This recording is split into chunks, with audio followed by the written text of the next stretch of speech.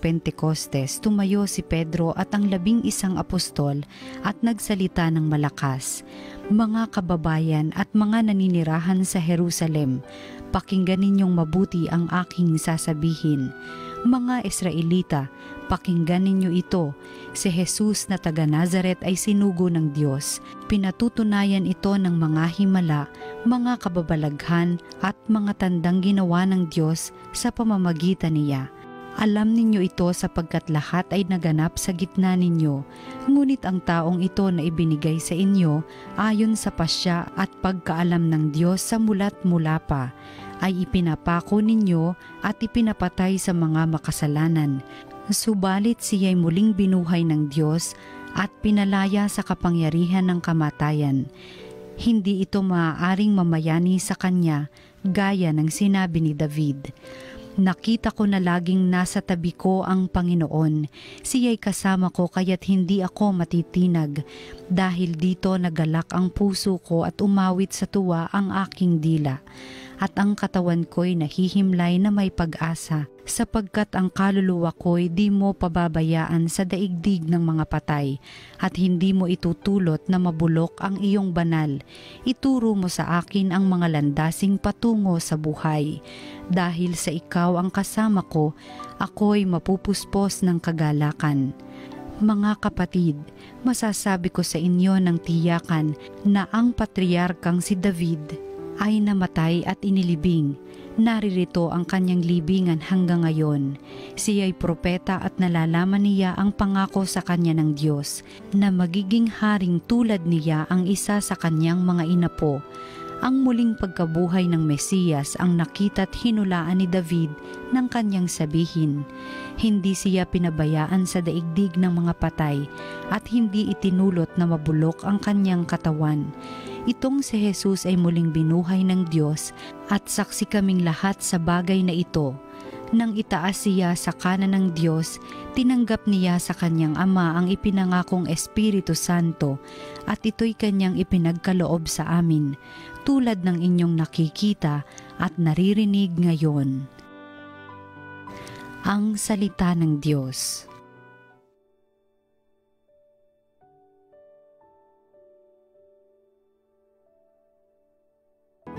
Diyos ko, ang aking dalangi, ako'y iyong tangkilikin. O Diyos, ako'y ingatan mo, ingatan ang iyong lingkod. Ang hangad ko ay maligtas, kaya sa iyo dumudulog. Ika'y aking Panginoon, ang wika ko sa aking Diyos.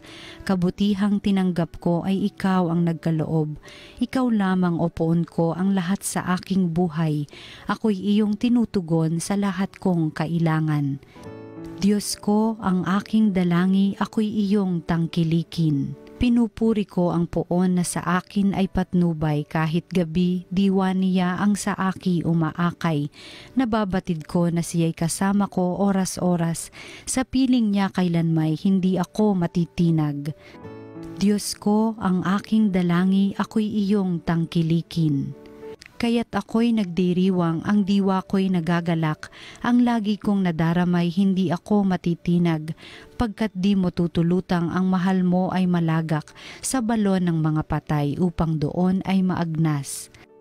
Ituturo mo ang landas na buhay ang hahantungan, sa piling mo'y madarama ang lubos na kagalakan, ang tulong mo'y nagdudulot ng ligayang walang hanggan.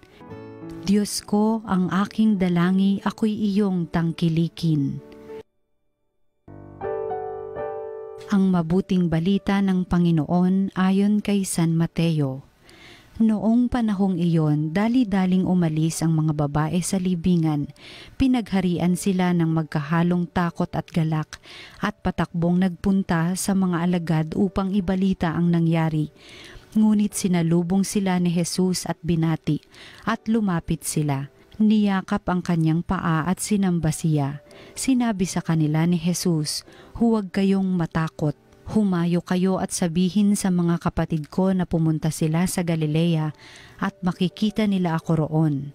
Pagkaalis ng mga babae, pumunta naman sa lungsod ang ilan sa mga kawal na nagbabantay sa libingan at ibinalita sa mga punong saserdote ang lahat ng nangyari. Nagtipon-tipon ang mga ito at matapos makipagpulong sa matatanda ng bayan, sinuhulan ng malaki ang mga kawal at inutusan sila na ganito ang ipamalita. Samantalang natutulog kami kagabi, naparito ang kanyang mga alagad at ninakaw ang bangkay. Sinabi pa nila, huwag kayong mag-alaala, makarating man ito sa gobernador, kami ang bahala. Tinanggap ng mga bantay ang salapi at ginawa ang bilin sa kanila. Hanggang ngayon, ito pa rin ang sabi-sabi ng mga Hudyo. Ang mabuting balita ng Panginoon.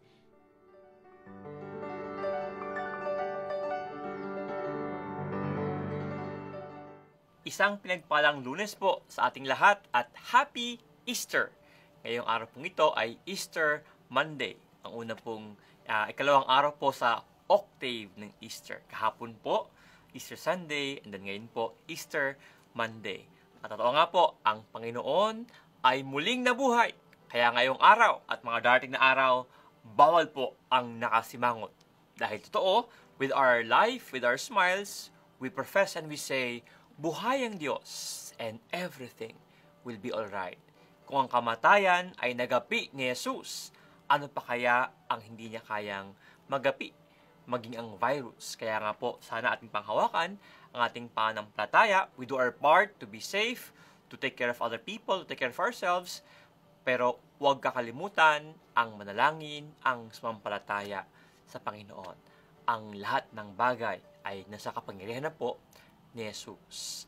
Kung ang kamatayan ay kanyang nagapi, ano pa kaya ang hindi kayang matalo ni Jesus? Mga minamahal na kapatid, siguro po magandang kayo po ay aking matanong ngayong araw pong ito ng Easter Monday. Kailan ka ba huling nagsinungaling? Uy, aminin. Mga minamahal, siguro po ngayong mga time na ito, parang kung mayroong mang pagkakasala na parang it has become so common to us and become so acceptable, yan po yung pagsisinungaling. Kaya nga, yung mga white lies, no? Minsan yung mga, Father, joke lang naman yun, Father. Or, marami naman gumagawa yan, Father, eh. Pero mga minamahal, ngayong araw pong ito, sa ating ebanghelyo, muli tayong napaalahanan, to lie is a grave sin. Katunayan, ang pagsinungaling, it is among the 10 Commandments. Yung pangwalo, thou shall not bear false witness. Huwag kang saksi ng walang katotohanan.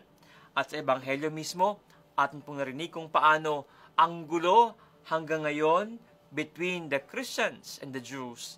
Isa po sa dahilan ay ang pagsinungaling. Ayon po sa ebanghelyo, ngayon pong araw na ito, matapos po ang Panginoon ay muling nabuhay. At siya po ay nagpakita sa mga alagad, sa mga tagasunod niya, no? Sa ilang mga piling tagasunod. Yung mga bantay, yung mga nagbabantay po sa kanya pong libingan, ay nakita rin po nila. And they said, nabuhay talaga yung Jesus, no?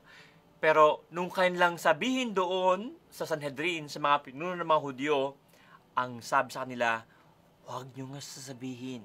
Ang sabihin ninyo, nung gabi, nung kayo'y natulog, habang nagbabantay, dumating ang mga tagasunod ni Jesus, ang kanyang mga disipulo, at kinuha ang bangkay. Yan ang sasabihin ninyo. Sa madaling sabi, ang gusto ng mga taga-Sanhedrin o mga leader ng mga Hudyo, magsisinungaling kayo. And it led to graver problems. Katunayan, marami siguro ang mga Hudyo na that time, they would have believed in Jesus. Pero dahil nga po, mayroong kasinungalingang pinakalat, they did not anymore follow and believe Jesus. Mga minamahal, grabe po ang epekto ng pagsinungaling. Siguro po, yan ay very obvious ngayon pong time ng pandemic kung saan all of us are being asked to be truthful. Halimbawa, no? Every time you go to places, pero palagi kayong fill up na form, ano? May naramdaman ka ba? May sore throat ka ba? Masakit ba yung katawan mo? May ubo ka ba? May sipon ka ba? Ano ba yung temperature? May nakahalibido ka bang merong positive sa COVID? Nako? In all these things, pag ikaw ay nagsinungaling, nako, mas malaking problema.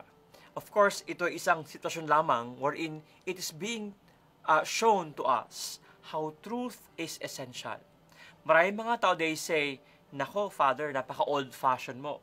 If you do not lie, you will not survive." Ngayong panahon ng pandemic, if you don't tell the truth, we will not survive. The truth is, hindi lang po yan ngayong panahon ng pandemic. Maraming gulo sa ating buhay, maraming away-away, maraming hindi pagkakunawaan ang nangyari kasi mayroong nagtago ng katotohanan. Mayroong nagsinungaling, mayroong ayaw umamin. Hindi lang po yan ngayong panahon ng pandemya.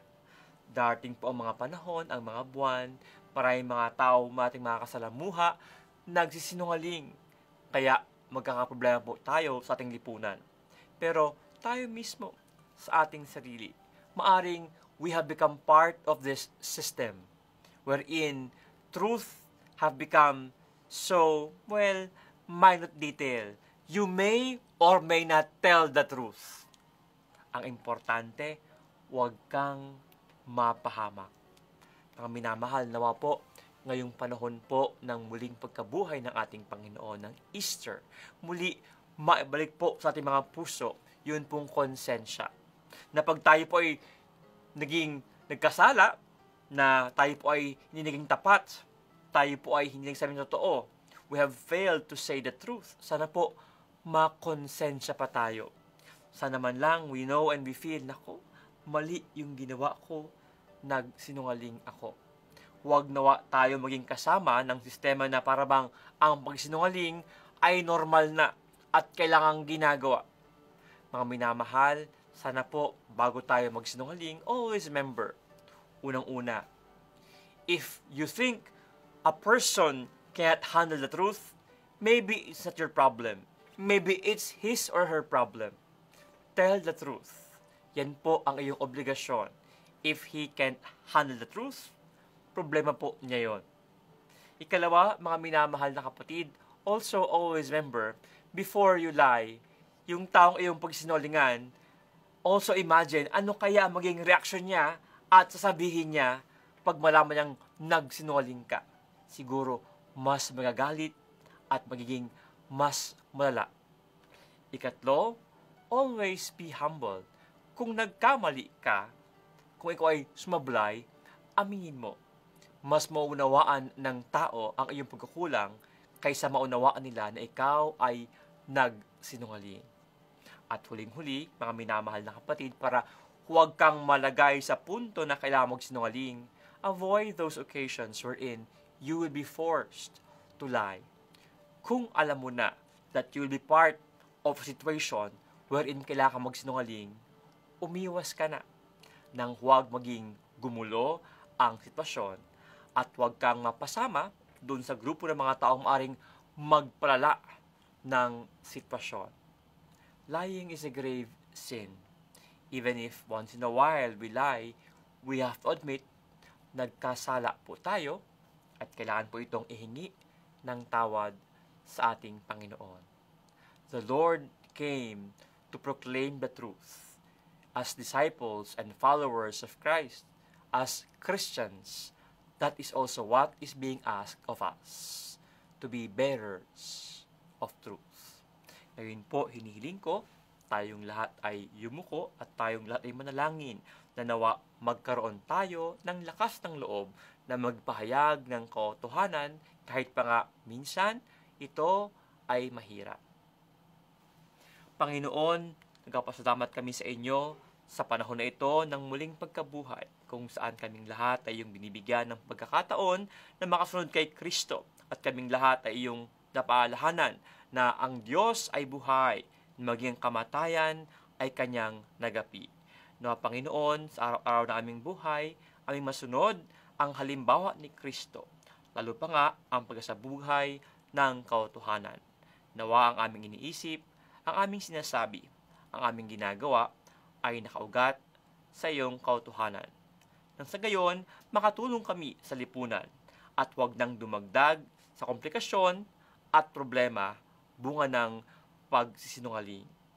Na Panginoon, iyong isugos amin ang banal na Espiritu.